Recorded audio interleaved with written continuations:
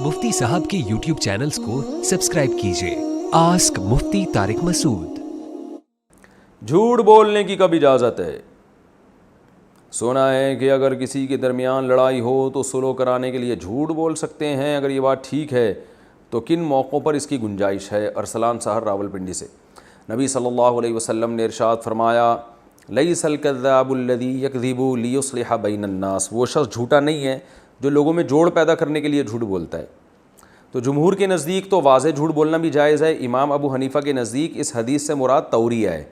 यकज़िबु यानी झूठ बोलने से मुराद खालिस झूठ नहीं है बल्कि तौरिया कहते हैं आप एक ऐसी बात कर रहे हैं ज़बान से कि आपकी नीयत कुछ और है, उसका मतलब कुछ और है, सामने वाला उसका मतलब कुछ और समझ रहा है। यानी ऐसे ज़ू माना लफ्ज़ इस्तेमाल करते हैं जिसमें दोनों माना निकलते हैं। आप कुछ और नियत कर रहे हो, सामने वाला उसका मतलब, यानी आप कुछ और नियत कर रहे हो, सामने वाला उसका मतलब कुछ और समझ रहा है। तो ऐसी ज़ू माना बात करके ताकि लोगों में जोड़ पैदा हो, ठीक है ना। जैसे कोई दो बंदे में दुश्मनी है और आप एक के सामने कहें कि यार वो तो आपसे बड़ी मोहब्बत करता है, हालांकि आपको पता है कि वो यानी उसने तो कोई ऐसे अल्फाज नहीं किया, लेकिन आपको पता है कुछ ना कुछ मोहब्बत तो होगी इंसानियत के नाते। तो इस तरह ये झूठ नहीं है, ये गोल मोल बात है। तो गोल मोल बात की जा सकती है।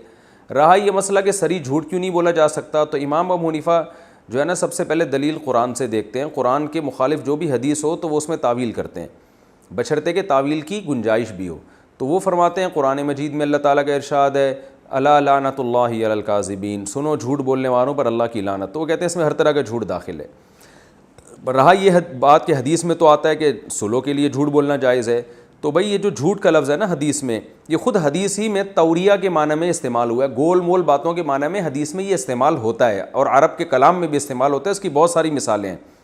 तो हदीस इस माना पर सरी नहीं है कि झूठ बोलना जायज़ है, बल्कि यकज़िबु कज़िब का लफ्ज़ गोल मोल बातों के लिए भी इस्तेमाल हुआ है। जैसे कि इब्राहीम अलैहिस्सलाम क़यामत के दिन गमज़दा होंगे और कहेंगे मैंने तो एक झूठ बोला था तो मुझे अपनी फ़िक्र है। हालांकि वो झूठ थोड़ी बोला था इब्राहीम अलैहिस्सलाम ने, वो तो सच बात कही थी और ये कहा था कि मैं बीमार हूँ, तुम लोग जाओ बाज़ार में और मैं बीमार हूँ, मैं पीछे ही रहूँगा।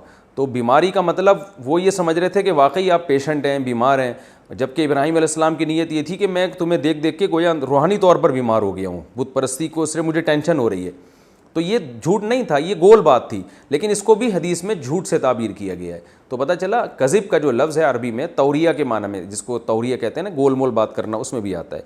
तो इसलिए दो बंदों को आपस में सुलह कराने के लिए दीगर अइम्मा के नज़दीक तो सरी झूठ भी जायज़ है, लेकिन इमाम अबू हनीफ़ा के नज़दीक गोल मोल बात की जा सकती है। और ये तो बात है कि अगर सच बोलने से लड़ाई हो रही है ना तो ना बोलें सच, खामोश रहें और गोल मोल बात करके उनमें जोड़ पैदा करें आप।